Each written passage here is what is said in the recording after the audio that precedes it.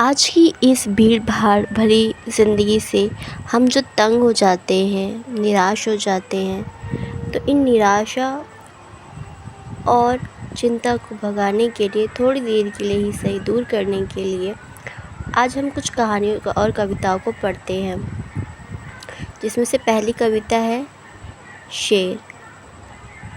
मैं तो शहर से या आदमियों से डरकर जंगल इसलिए भागा था कि मेरे सिर पर सींग निकल रहे थे और डर था कि किसी न किसी दिन कसाई की नज़र मुझ पे ज़रूर पड़ जाएगी। जंगल में मेरा पहला ही दिन था जब मैंने बरगद के पेड़ के नीचे एक शेर को बैठे हुए देखा। शेर का मुंह खुला हुआ था। शेर का मुंह खुला देखकर मेरा जो हाल होना था वही हुआ, यानी मैं डर के मारे एक झाड़ी के पीछे छिप गया। मैंने देखा कि झाड़ी की ओट भी गजब की चीज़ है। अगर झाड़ी ना हो तो शेर का मुंह ही मुंह हो और फिर उससे बच पाना बहुत कठिन हो जाए। कुछ देर बाद मैंने देखा कि जंगल के छोटे मोटे जानवर एक लाइन से चले आ रहे हैं और शेर के मुंह में घुसते चले आ रहे हैं। शेर बिना हिला डुले, बिना चबाए जानवरों को गटकता जा रहा है। ये दृश्य देखकर मैं बेहोश होते होते बचा।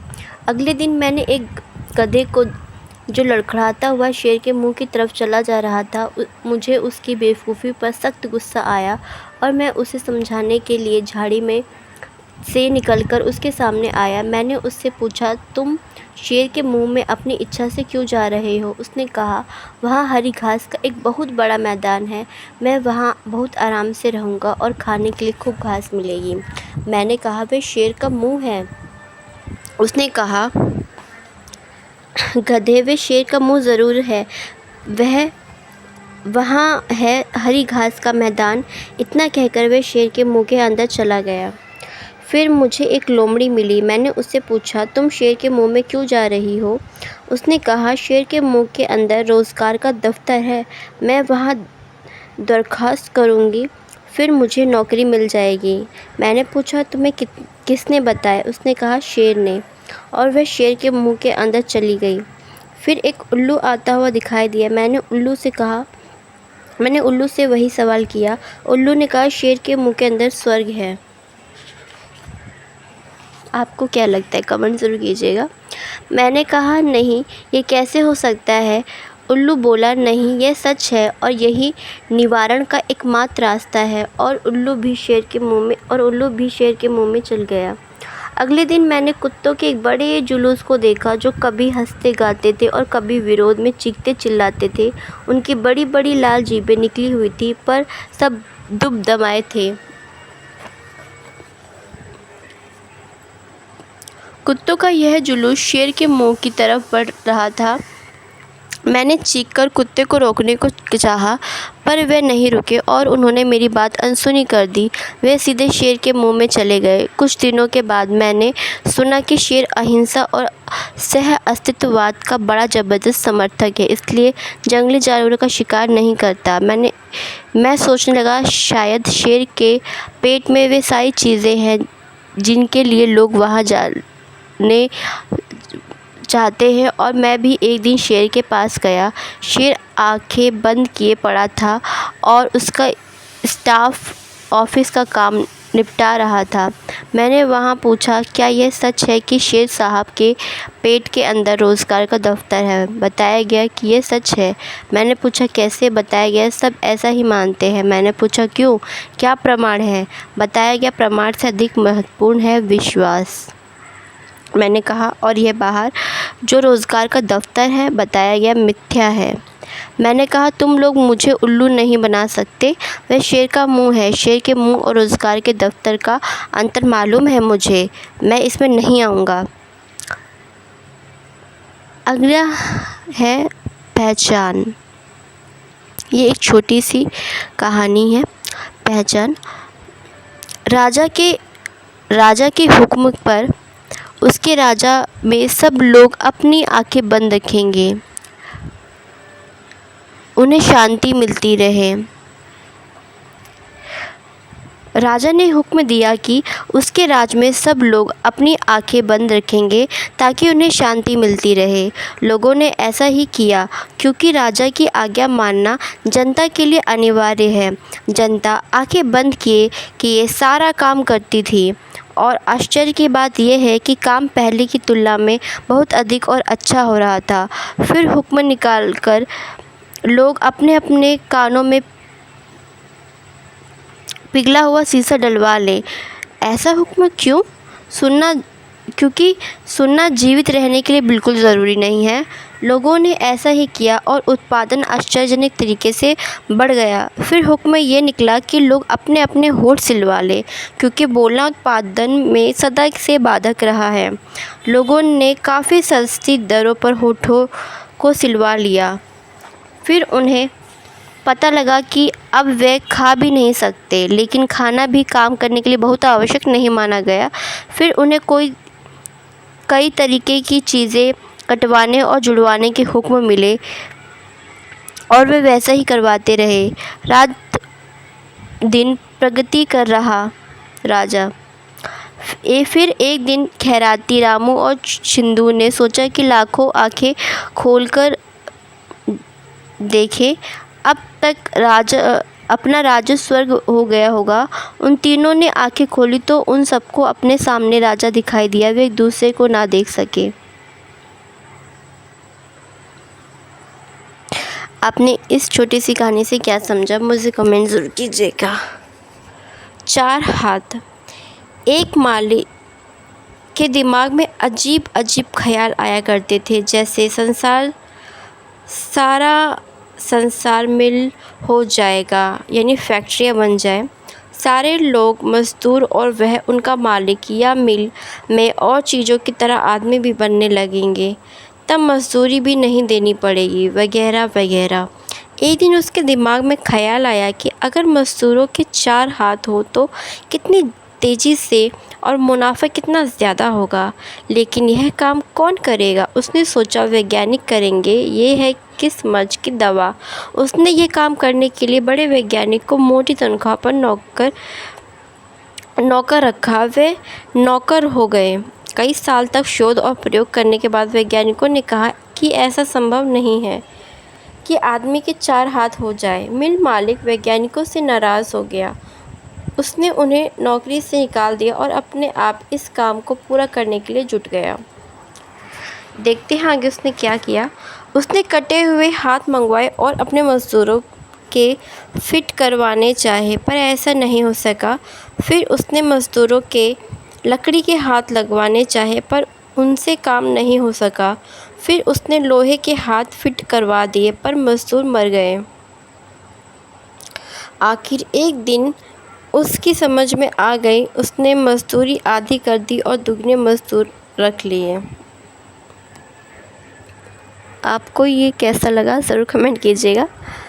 साझा। हालांकि उसे खेती की हर बारीकी के बारे में मालूम था, लेकिन फिर भी डर दिए जाने के कारण वह अकेले खेती करने का साहस न जुटा पाता था। इससे पहले वह शेर, चीते और मगरमच्छ के साथ साझे की खेती कर चुका था।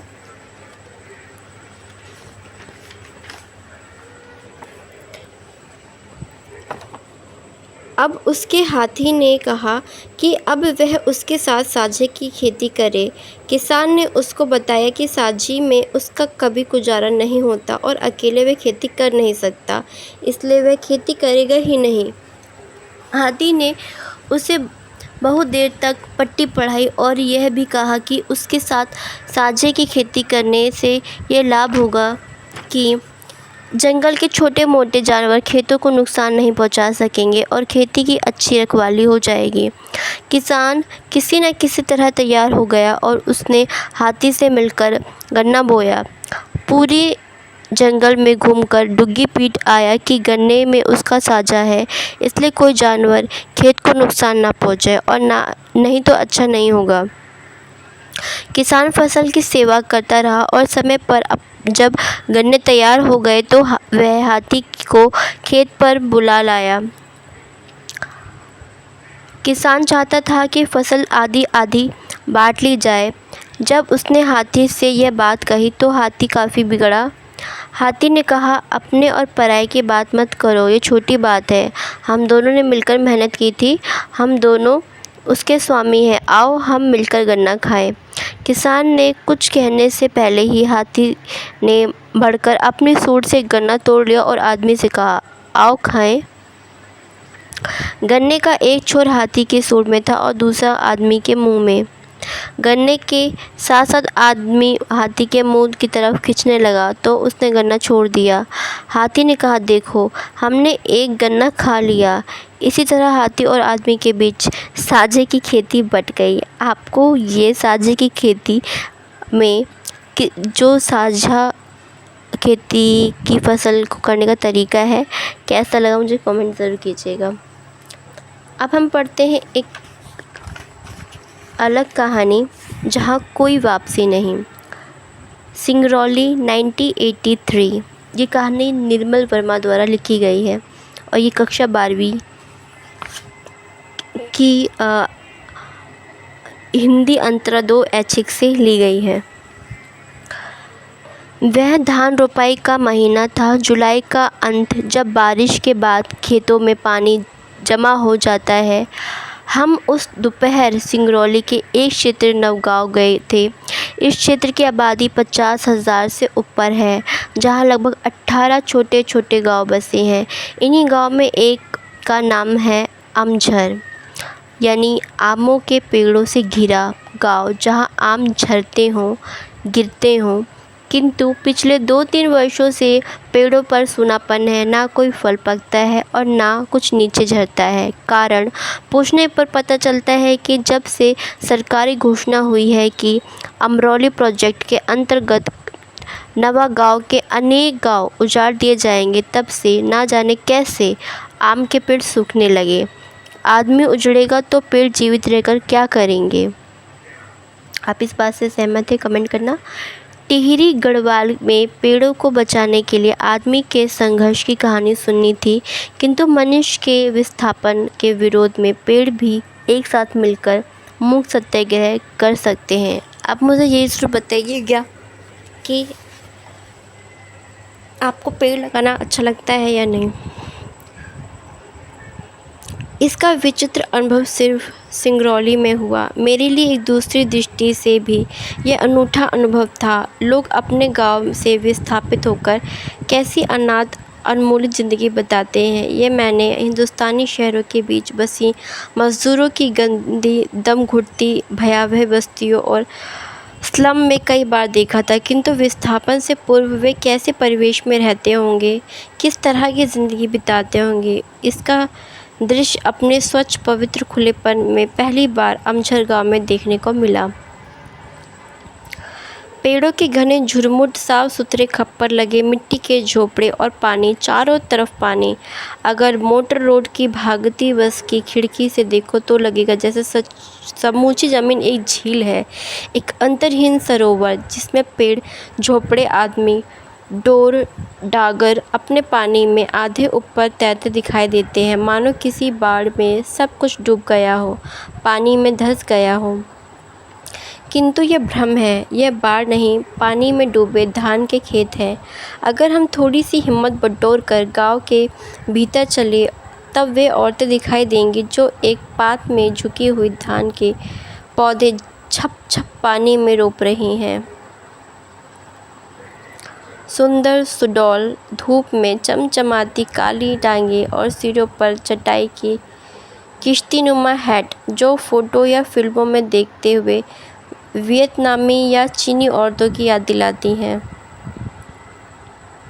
जरा सी आहट पाते ही वे एक साथ सिर उठाकर चौंकी हुई निगाहों से हमें देखती हैं।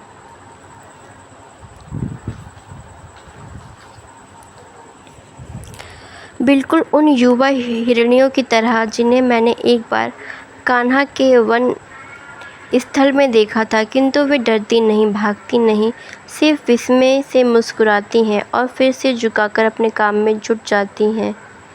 यह समूचा दृश्य इतना साफ और सजीव है, अपने स्वच्छ मानसलता में इतना संपूर्ण और शाश्वत कि एक क्षण के लिए विश्वास नहीं होता कि आने वाले वर्षों में सब कुछ मिट्टिया मिट हो जाएगा। झोपड़े, खेत, ढोर, आम के पेड़ सब एक गंदी आधुनिक औद्योगिक कॉलोनियों वाले ईंटों के नीचे दब जाएगा और ये हंसती मुस्कुराती औरतें भोपाल, जबलपुर या बेगन की सड़कों पर पत्थर कूटती दिखाई देंगी। ये बस सोच के देखिएगा और आपको क्या महसूस हुआ कमेंट कीजिएगा। शायद कुछ वर्षों तक उनकी स्मृति में अपने गांव की तस्वीर एक स्वप्न की तरह धुंधलाती रहेगी, किंतु धूल में लौटते उनके बच्चों को तो कभी मालूम भी नहीं होगा कि बहुत पहले उनके पुरखों का गांव था जहां आम झरा करते थे। ये लोग आधुनिक भारत के नए शरणार्थी हैं जिन्हें औद्योगिकरण के झंझावात ने अपने घर ज़मीन से उखाड़कर हमेशा के लिए निर्वासित कर दिया है। प्राकृतिक और इतिहास के बीच यह गहरा अंतर है। बाढ़ या भूकंप के कारण लोग अपना घर बार छोड़कर कुछ अरसे के लिए ज़रूर बाहर चले जाते हैं, किंतु आफत टलते ही वे दोबारा अपने पहचाने परिवेश में लौट भी आते हैं। किंतु विकास और प्रगति के नाम पर जब इतिहास लोगों को उन्मूलित करता है तो वे फिर कभी अपने घर वापस नहीं लौटते। आधुनिक औद्योगिकरण की आंधी से मनुष्य ही नहीं उखड़ता बल्कि उनका परिवेश और आवास स्थल भी हमेशा के लिए नष्ट हो जाते हैं। एक भरे पूरे ग्रामीण अंचल को कितनी नासमझी और निर्ममता के से उजाड़ा जाता है। सिंगरौली इसका ज्वलंत उदाहरण है। अगर यह इलाका उजाड़ रेगिस्तान होता तो शायद इतना क्षोभ नहीं होता, किंतु सिंगरौली की भूमि इतनी उर्वर और जंगल इतने समृद्ध है कि उनके सारे शताब्दियों से हजारों वनवासी और किसान अपना भरण पोषण करते आए हैं। 1926 से पूर्व यहाँ खैरवार जाति के आदिवासी राजा शासन किया करते थे, किंतु बाद में सिंगरौली का आधा हिस्सा, जिसमें उत्तर प्रदेश तथा मध्य प्रदेश के खंड शामिल थे, रीवा राज्य के भीतर शामिल कर लिए गए। 20 वर्ष पहले तक समूचा क्षेत्र विंध्याचल और कैमूर के पहाड़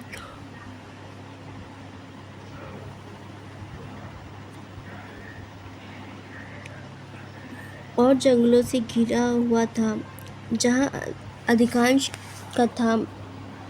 कत्था, महुआ, बांस और शीशम के पेड़ उगते थे। एक पुराने दंतकथा के अनुसार सिंगरौली का नाम ही श्रृंगावली पर्वतमाला से निकाला है, जो पूर्वी पश्चिम में फैली है। चारों ओर फैले घने जंगलों के कारण यातायात के साधन इतने सीमित थे कि एक जमाने में सिंगरौली अपने अतुल्य प्राकृतिक सौंदर्य के बावजूद काला पानी माना जाता था, जहाँ न लोग भीतर आते थे न बाहर जाने का जोखिम उठाते थे। किंतु कोई भी प्रदेश आज के लोलुप युग में अपने लगाव में सुरक्षित नहीं रह सका है। कभी कभी किसी इलाके की संपदा ही उसका अभिशाप बन जाती है। दिल्ली के सत्ताधारियों और उद्योगपतियों की आंखों से सिंगरौली की अपार खनिज संपदा छिपी नहीं रही।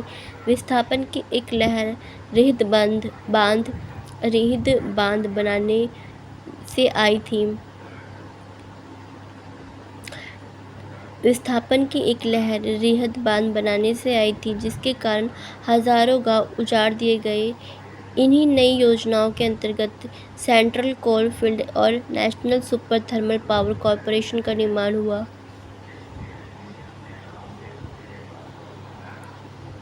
चारों तरफ पक्की सड़कें और पुल बनाए गए। सिंगरौली, जो अब तक अपने सौंदर्य के कारण बैकुंठ और अपने अकेलेपन के कारण काले पानी माना जाता था, अब प्रगति के मानचित्र पर राष्ट्रीय गौरव के साथ प्रतिष्ठित हुआ।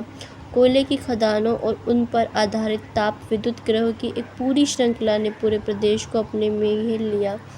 जहां बाहर का आदमी फटकता न था, वहां केंद्रीय और राज्य सरकार के अफसरों, इंजीनियरों और विशेषज्ञों की कतार लग गई। जिस तरह जमीन पर पड़े शिकार को देखकर आकाश में गिद्धों और चीलों का झुंड मंडराने लगता है, वैसे ही सिंगरौली की घाटी और जंगलों पर ठेकेदारों, वन अधिकारियों और सरकारी कारिंदों का आक्रमण शुरू हो गया। कारिंदों कर्मचारी को कहा जाता है। विकास का यह उजला पहलू अपने पीछे कितने व्यापक पैमाने पर विनाश का अंधकार लेकर आया था, हम उनका छोटा सा जायज़ा लेने दिल्ली में स्थित लोकायन संस्था की ओर से सिंगरौली गए थे। सिंगरौली जाने से पहले मेरे मन में इस तरह का कोई सुखद भ्रम नहीं था कि औद्योगिकरण का चक्का जो स्वतंत्रता के बाद चलाया गया, उसे रोका जा सकता है। शायद 35 वर्ष पहले हम कोई दूसरा विकल्प चुन सकते थे, जिसमें मानव सुख की कसौटी भौतिक लिप्सा न होकर जीवन की ज़रूरतों द्वारा निर्धारित होती। पश्चिम जिस विकल्प को खो चुका था, भारत में उसकी संभावना खुली थी, क्योंकि अपनी समस्त कोशिशों के बावजूद अंग्रेज राज हिंदुस्तान को संपूर्ण रूप से अपनी सांस्कृतिक कॉलोनी बनाने में असफल रहा था। भारत की सांस्कृतिक विरासत यूरोप की तरह म्यूजियम्स और संग्रहालयों में जमा नहीं थी। वह उन रिश्तों से जीवित थी जो आदमी को उसकी धरती, उसके जंगलों, नदियों, एक शब्द में कहे उसके समूचे परिवेश के साथ जोड़ते थे।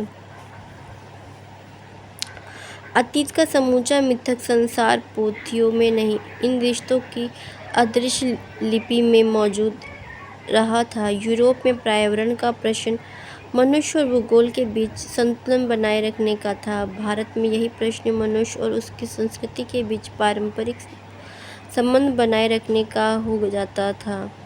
स्वतंत्रोत्तर भारत की सबसे बड़ी ट्रेजेडी यह नहीं है कि शासक वर्ग ने औद्योगिकरण का मार्ग चुना। ट्रेजेडी ये रही है कि पश्चिम की देखा-देखी और नकल में योजनाएं बनते समय प्राकृतिक, मनुष्य और संस्कृति के बीच का नाजुक संतुलन किस तरह नष्ट होने से बचाया जा सकता है, इस ओर हमारे पश्चिम शिक्षित सत्ताधारियों का ध्यान कभी नहीं गया। हम बिना पश्चिम को मॉडल बनाए अपनी शर्तों और मर्यादाओं के आधार पर औद्योगिक विकास का भारतीय स्वरूप निर्धारित कर सकते हैं, इसका कभी ख्याल भी नहीं हमारे शासकों को आया। ऐसा नहीं जान पड़ता।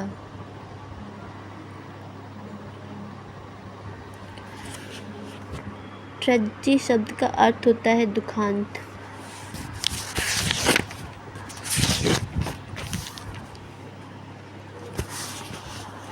अगली कहानी यथास में रोचते विश्वम। प्रजापति से कवि की तुलना करते हुए किसी ने बहुत ठीक लिखा था, यथास ते रोचते विश्वम तदान्त में परिवर्तते। कवि को जैसे रुचता है वैसे ही संसार को बदल देता है। यदि साहित्य समाज का दर्पण होता तो संसार को बदलने की बात न उठती। कवि का काम यथार्थ जीवन को प्रतिबिंबित करना ही होता, तो वह प्रजापति का दर्जा न पाता। वास्तव में प्रजापति ने जो समाज बनाया है उससे असंतुष्ट होकर नया समाज बनाना कविता का जन्मसिद्ध अधिकार है। यूनानी विद्वानों के बारे में कहा जाता है कि वे कला को जीवन की कला समझते थे और अफलातून ने संसार को असल की नकल बताकर कला को नकल की नकल कहा था। लेकिन अरस्तु ने ट्रेजेडी के लिए जब कहा था कि मनुष्य उसमें मनुष्य जैसे हैं उससे बढ़कर दिखाए जाते हैं, तब नवीस कला का खंडन हो गया। और जब वाल्मीकि ने अपने चरित्र नायक के गुण गिनाकर नारद से पूछा कि ऐसा मनुष्य कौन है, तब नारद ने पहले यही कहा, बहवो दुर्लभ भाष्यस्ते ये त्वया कीर्त्या गुणम। दुर्लभ गुणों को एक ही पात्र में दिखाकर यदि कवि ने समाज को दर्पण में प्रतिबिंबित न किया तो वरन प्रजापति की तरह नई दृष्टि की थी। कवि की यह दृष्टि निराधार नहीं होती। हम उसमें अपनी ज्यों का त्यों आकृति भले ही न देखें, पर ऐसी आकृति ज़रूर देखते हैं जैसी हमें प्रिय है, जैसी आकृति हम बनाना चाहते हैं। जिन रेखाओं और रंगों से कवि विचित्र बनता है वे उनके चारों ओर यथार्थ जीवन में निखर और बिखर होते हैं, और चमकीले रंग और सुघर रूप ही नहीं, चित्र के पार्श्व भाग में काली छाया भी वे यथार्थ जीवन से ही देता है। राम के साथ वह रावण का चित्र न खींचे तो गुणगान गुणवान, वीरवान, कृतज्ञ, सत्यवाक्य, दृढ़ताव्रत, चरित्रवान, दयावान, विद्वान, समर्थक और प्रदर्शक नायक का चित्र फीका हो जाए और वास्तव में उसके गुणों के प्रकाशित होने का अवसर ही न आए। कवि अपनी रुचि के अनुसार जब विश्वास को परिवर्तित करता है तो ये भी बताता है कि विश्व से उसे असंतोष क्यों है। वह यह भी बताता है कि विश्व में उसे क्या रुचता है जिससे वह फलता फूलता दिखना चाहता है। उसके चित्र के चमकीले रंग और पार्श्वभूमि की गहरी काली रेखाएं दोनों ही यथार्थ जीवन से उत्पन्न होते हैं। इसलिए प्रजापति कवि गंभीर यथार्थवादी होता है, ऐसा यथार्थवादी जिसके पाँव वर्तमान की धरती पर है और आंखें भविष्य के क्षितिज पर लगी हुई हैं। मनुष्य साहित्य में अपने दुख सुख की बात ही नहीं सुनता, वह उसमें आशा का स्वर भी सुनता है। साहित्य थके हुए मनुष्य के लिए विश्रांति ही नहीं, उसे आगे बढ़ाने के लिए उत्साह भी देता है। यदि समाज में मानव संबंध वही होता जो कवि चाहता है तो शायद उसे प्रजापति बनने की जरूरत न पड़ती। उसके असंतोष की जड़ एक मानव संबंध ही है, मानव संबंधों से परे साहित्य नहीं है। कवि जब विधवा पर साहित्य रचता है तब वे उसे भी मानव संबंधों की परिधि में खींच लेता है। इन मानव संबंधों की दीवार से ही हेलमेट की कवि सुलभ है। सहानुभूति प्रतीत होती है और शेक्सपियर एक महान ट्रेजेडी की दृष्टि करता है। ऐसे समय जब समाज की बहुसंख्यक लोगों का जीवन इन मानव संबंधों के पिंजरे में पड़ फड़फड़ाने लगे, सिकुड़ता हुआ हमें दिखाई दे, उड़ने के लिए आतुर हो उठे, उस समय कवि का प्रजापति रूप में और भी स्पष्ट हो जाता है। वह समाज के दृष्टा और नियमांक के मानव विहक सिद्ध शुद्ध और रुद्र स्वर को वाड़ी देता है। वह मुक्त गगन के गीत गाकर उन विहग के पैरों में नई शक्ति भर देता है। साहित्य जीवन का प्रतिबिंब रहकर उसे समेटने, गठित करने और उसे परिवर्तित करने का अजय अस्त्र बन जाता है। 15वीं-16वीं सदी में हिंदी साहित्य ने यही भूमिका पूरी की थी। समानती पिंजरे के बंद मानव जीवन की मुक्ति के लिए उसने वर्ण और धर्म के संकोचों पर प्रहार किया। कश्मीरी लदपद, पंजाबी नानक, कश्मीरी ललगद, पंजाबी नायक, हिंदी सुर तुलसी मीरा कबीर, बंगाली चंडीदास, तमिल तिरुवल्लुवर आदि नायकों ने आगे पीछे समूचे भारत में उस जीर्ण मानव संबंधों के पिंजरे को झकझोर दिया था। इन गायकों की वाणी ने पीड़ित जनता के मर्म को स्पर्श कर उसे नए जीवन के लिए बटोरा, उसे आशा दी, उसे संगठित किया और जहाँ तहाँ जीवन को बदलने के लिए संघर्ष के लिए आमंत्रित भी किया। 17वीं और 20वीं सदी में बंगाली रविंद्रनाथ, हिंदी भारतेंदु, तेलुगु वीरेशलिंगम, तमिल भारतीय मलयाली वलतोल आदि ने अंग्रेजी राज और सामंती अवशेषों के पिंजरे पर फिर प्रहार किया। एक बार उन्होंने भारत की दुखी पराधीन जनता को बटोरा, उसे संगठित किया, उनकी मनोविकृति बदली, उसे सुखी स्वाधीन जीवन की तरफ बढ़ाने के लिए उत्साहित किया। साहित्य का पांचजन समरभूमि में उदासीनता का राग नहीं सुनाता।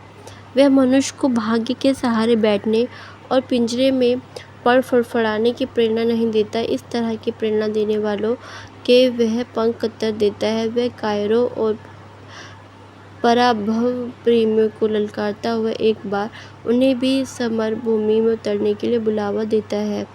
कहा भी है, कलीबाना दृष्टिर्जनमुत्साह शूरनीनम भरत मुनि से लेकर भारतेंदु तक चली आती हुई हमारे साहित्य की यह गौरवशाली परंपरा है, जिसके सामने निर्देश, कला, विकृति, काम, वासनाएं,